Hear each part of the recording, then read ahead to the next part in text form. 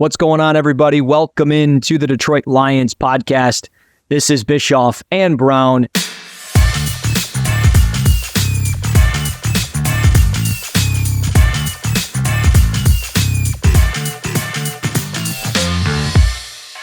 I'm Russ Brown. With me, as always, my co-host, my partner in crime, Scott Bischoff. My man, how are you?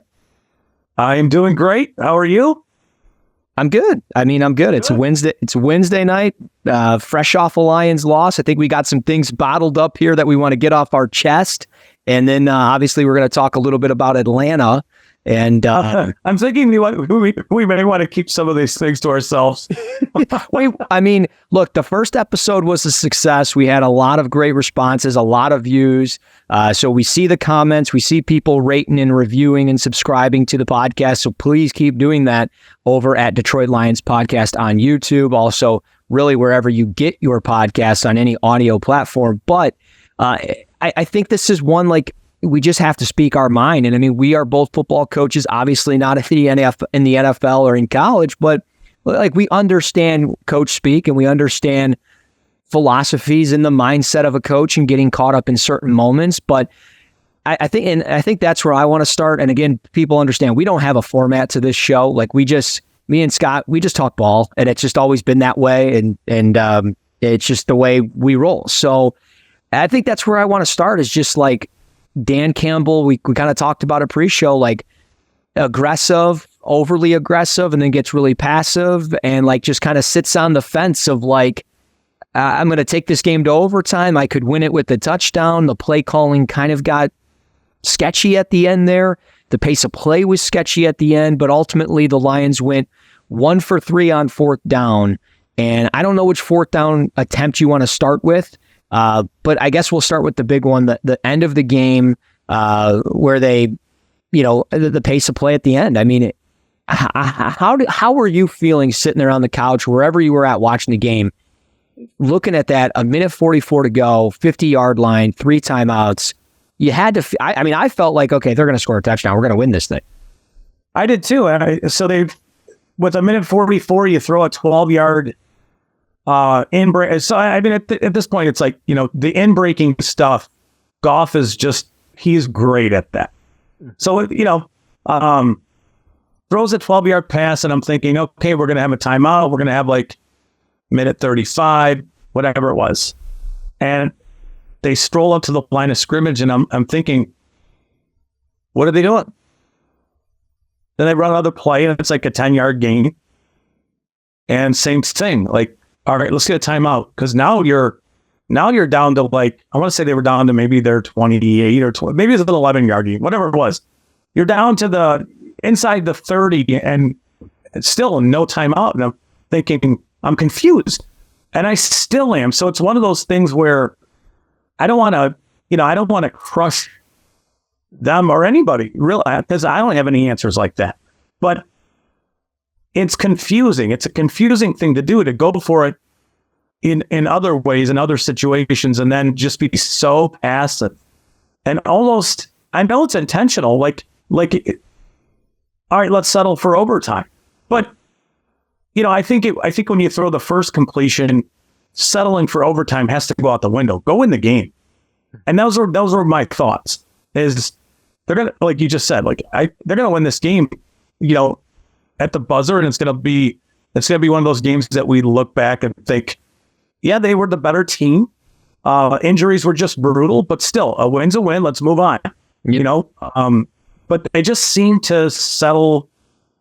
It seemed like they, and I've heard some people kind of give excuses to when the short pass was completed. I think it was to Gibbs. They had to settle for a field goal, but the decision was already made. You're already burned 40 seconds off the clock.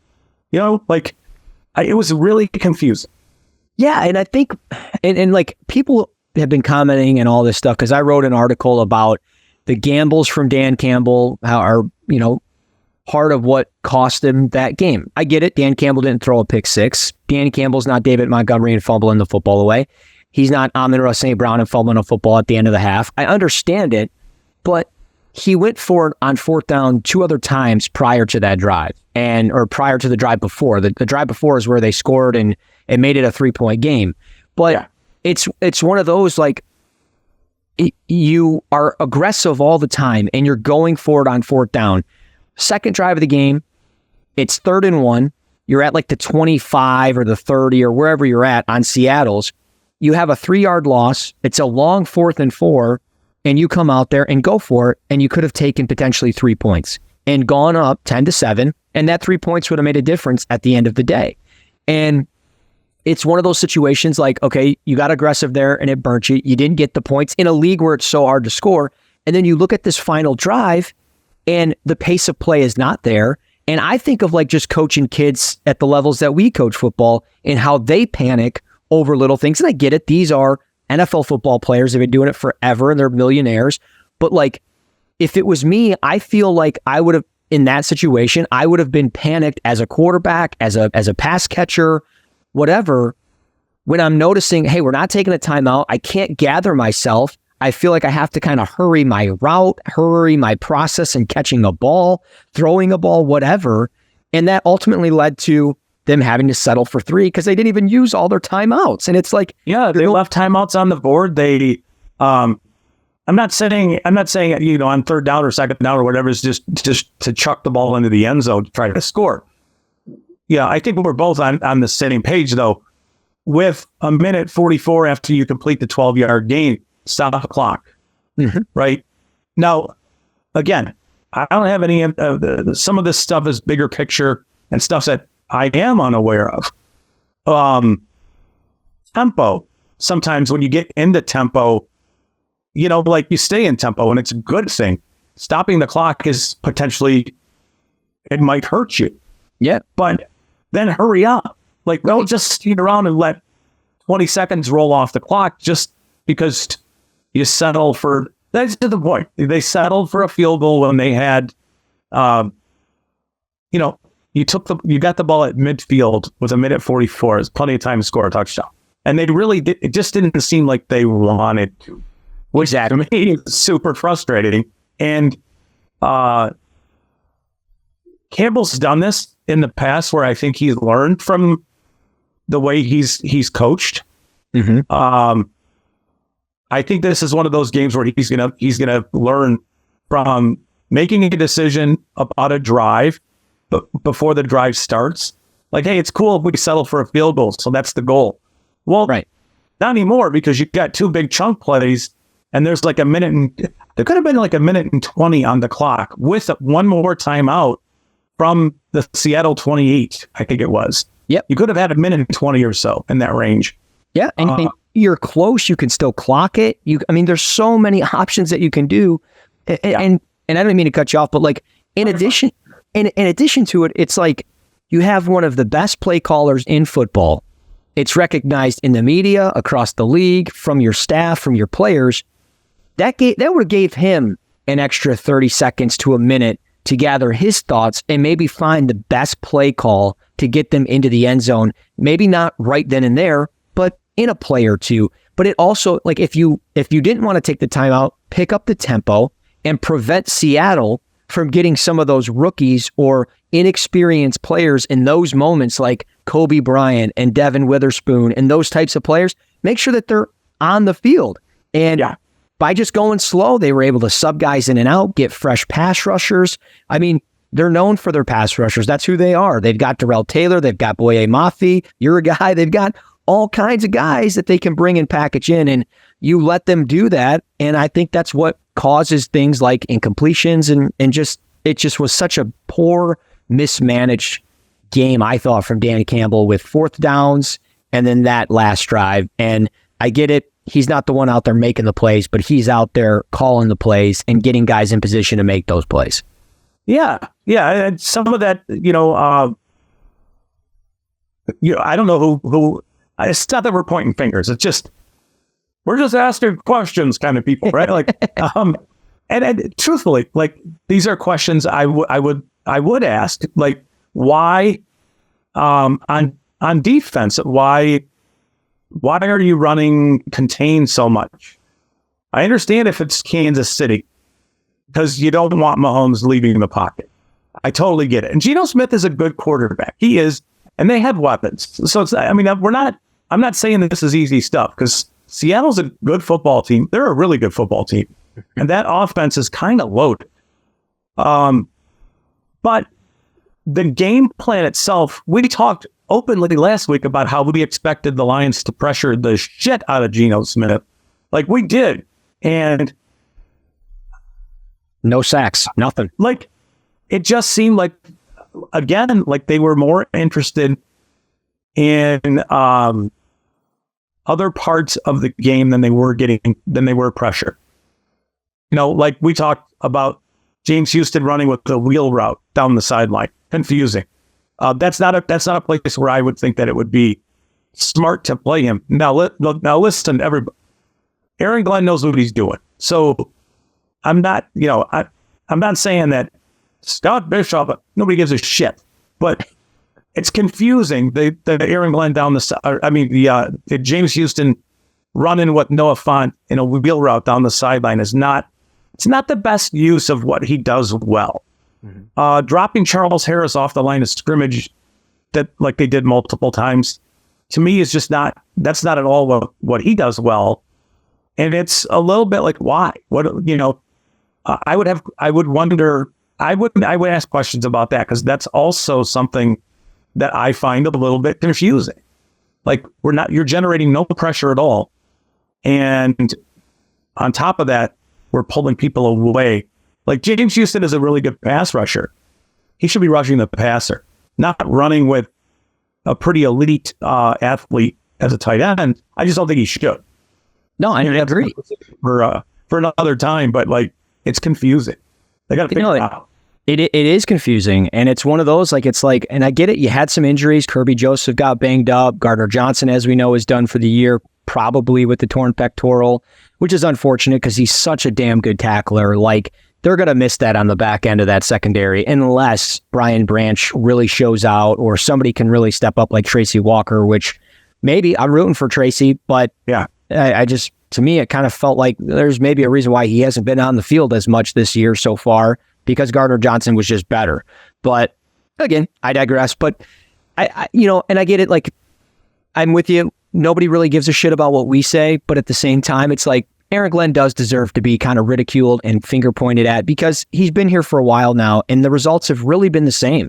And you're not getting a lot of pressure from anybody on that defensive line outside of Aiden Hutchinson. And he's a one-man show right now. And now that Gardner Johnson is gone, he's the best player on that defense. And he's going to have to do this all by himself because the way it's looking with this cover one-man scheme that we're running, no, they're never going to blitz anybody because Alex Anzalone's got to take a running back out of the backfield. You got to take James Houston, who's a pass rusher, who, by the way, when he transferred to Jackson State, Deion Sanders and that coaching staff said, you're not an outside linebacker, you're an edge rusher. You're going to stand up and go get us pressures. And that's what they did. And that's what we did last year with him halfway through the year. And he ended up with the second most sacks on the season for this team.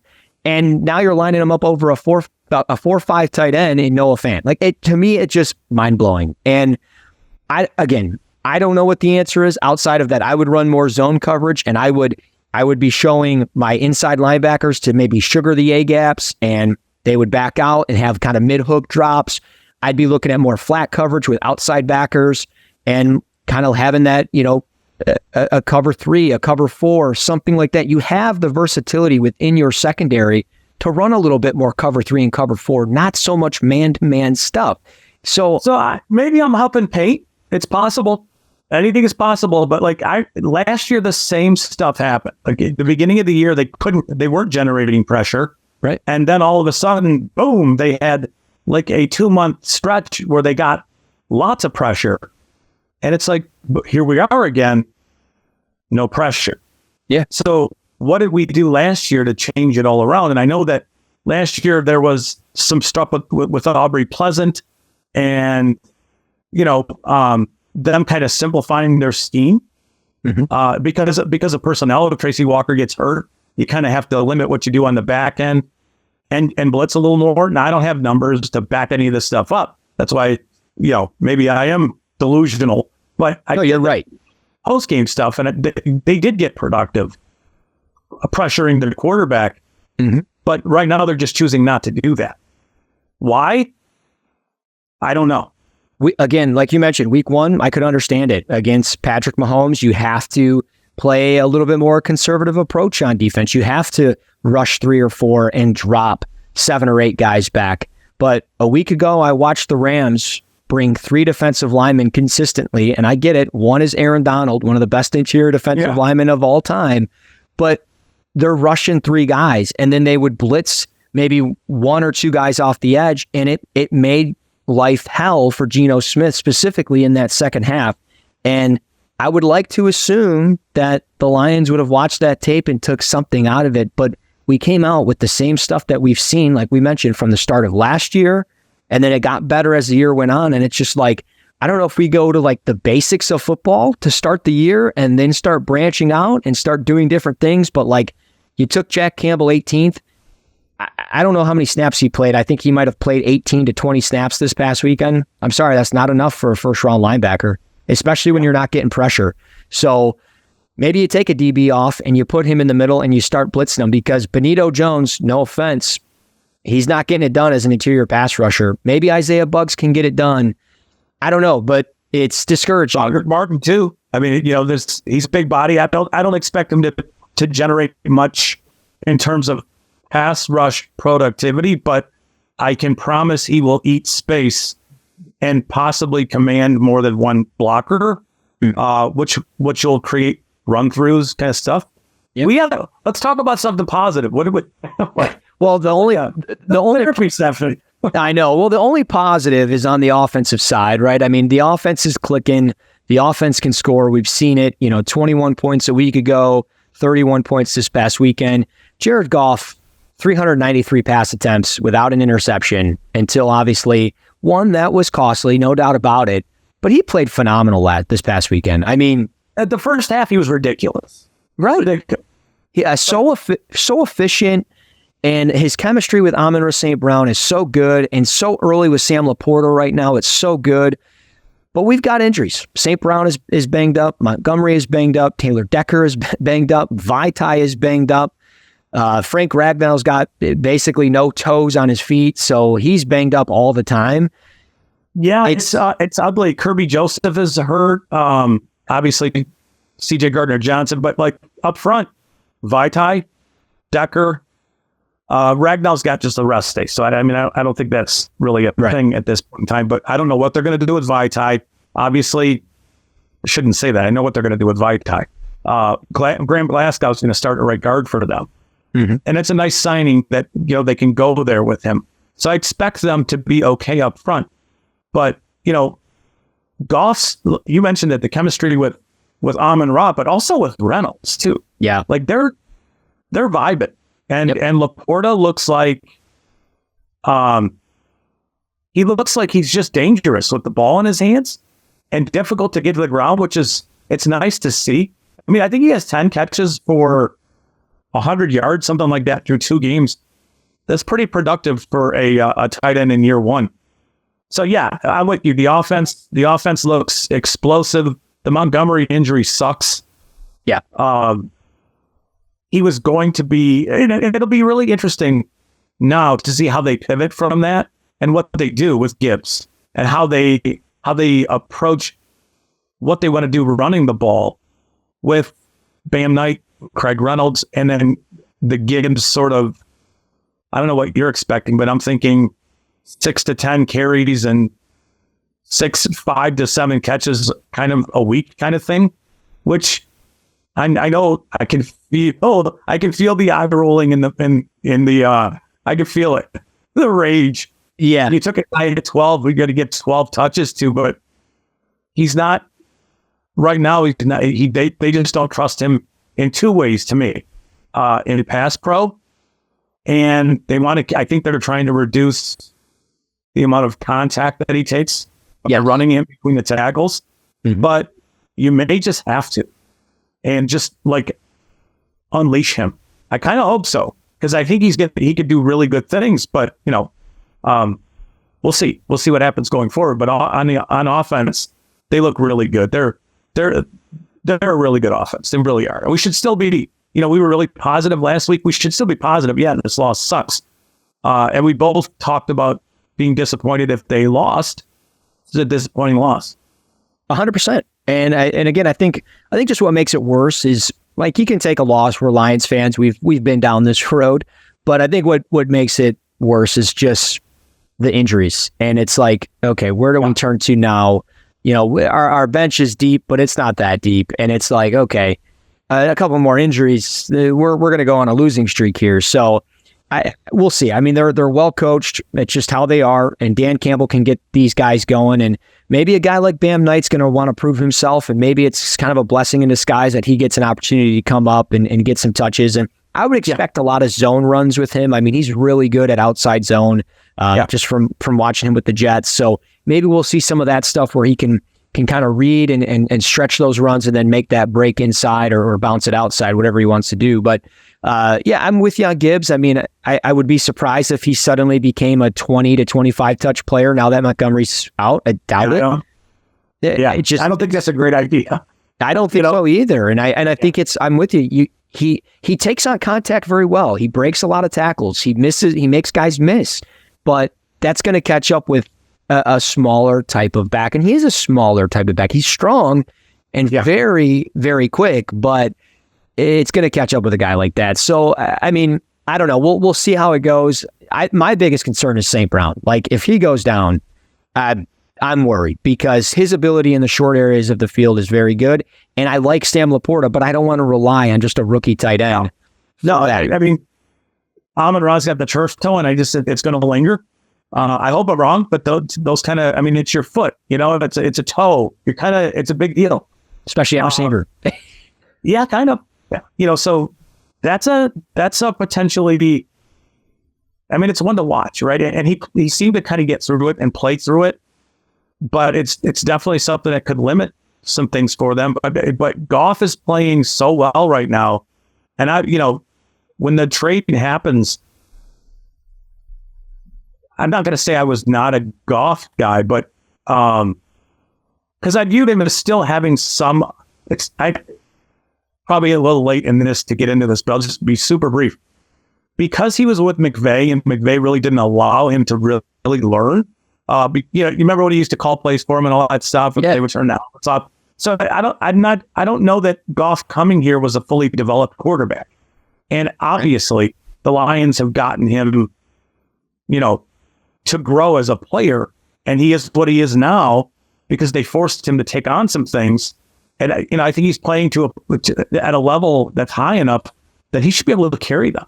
Now that doesn't mean that he's going to be slinging it 50 times and all over the place like Stafford used to, but there is an element of control that you can give him within the offense as long as a guy like Amon-Ra is still around. He can help them move the chains, that kind of stuff. So you nailed it with the Amon-Ra concern with the injury. Like that's one of those ones that I look at and think that one could be a big one. Yeah, no, we'll see what happens. He didn't practice yet this week, so hopefully he's able to go. I'm assuming he's going to be able to go, but we'll see. I mean, maybe we'll see a little bit more Khalif Raymond. And again, we still have JMO waiting in the wings. I think a lot of people forget about him, but we got to go 4 weeks. So hopefully St. Brown can hang on for at least 4 weeks. But let's move into the Atlanta Falcons. There's nothing we can change about a loss to Seattle. We can, talk briefly on Atlanta. We don't have a lot of time left in our recording, but Desmond Ridder, Tyler Algier, Bijan Robinson, Drake London, Kyle Pitts and company, just some of their big names offensively are coming to town. And what's your expectation here? I mean, Desmond Ridder off to a decent start. Bijan looks good. I mean, what's the expectation offensively and really defensively? Bijan looks ridiculous, as advertised and as you would expect, right? So he's a nightmare. He's a dangerous player, but they're going to run the ball a lot. But Tyler Algier too. Drake London's a dangerous player. They're just not really using him all that much. Kyle Pitts really needs to be lobbying to get out of there.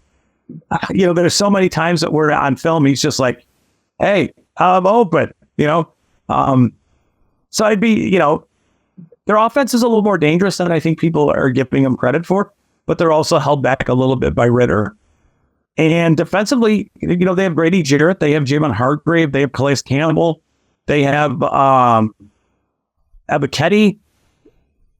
dangerous defensive line. They have some decent linebackers. They have Jesse Bates, the safety, who's playing really well. AJ Terrell's a really good corner, really good corner. Jeff Okudah is, I think he's got a foot injury right now. Yeah. I'm not sure what his status is for game day, but the Falcons are a little better than I think. Even what I would have done a month ago, looking at the schedule, or 6 weeks ago, is I would have put a W next to the Atlanta game. Yeah, and I don't know right now. So I guess that's where I am with them. No, I'm with you. I think it's going to be a lot tougher of a game than people are going to probably give credit for to Atlanta. I mean, you mentioned some of the guys that they have offensively, and they're not really using Drake London all that often right now. And really, their leading receiver outside of Bijan with 10 receptions is Mac Hollins. So we'll kind of see what happens there. And if Hollins is going to get a lot of number 2 looks with Jerry Jacobs, he might go off this weekend just simply because Jerry Jacobs had a rough week this past week with DK Metcalf. So we'll kind of see what happens there. But again, maybe that's Drake London that's going to be, going to that side. So one of those two guys could have a good game. And then you mentioned defensively, just I'll talk quickly on it. Bates and Terrell and Jarrett and Campbell, those guys are great. And their defense is tough to read. I haven't watched them in depth yet, but I saw a statistic on Twitter today, and I'm going to butcher these numbers, but bear with me because I don't have it written down because I'm an idiot.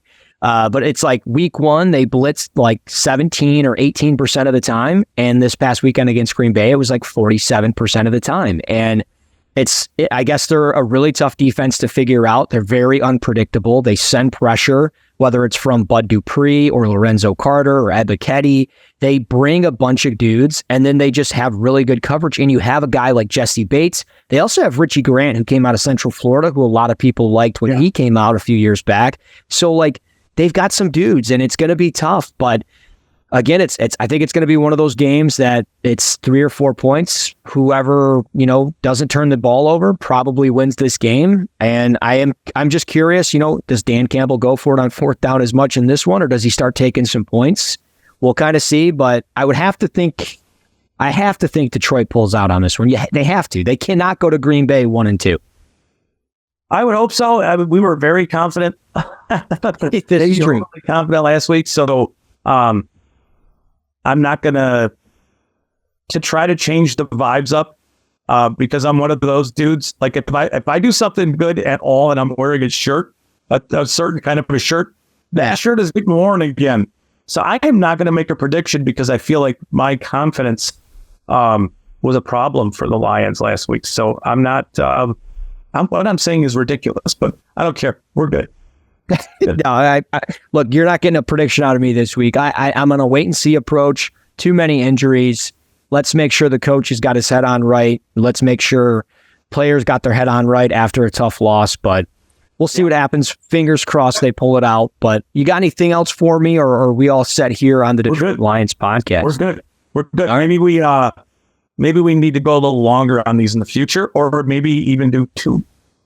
Yeah, we can definitely do that. Maybe an offense and defensive side of things. We can talk about it after the show. And hey, maybe we'll get some comments on it. So if you want to see more, comment away. And if not, if you don't want to comment on YouTube, find us on Twitter at Russ NFL Draft, at Bischoff_Scott. I didn't butcher it this time. You got it. But for Scott, I'm Russ. This is the Detroit Lions podcast.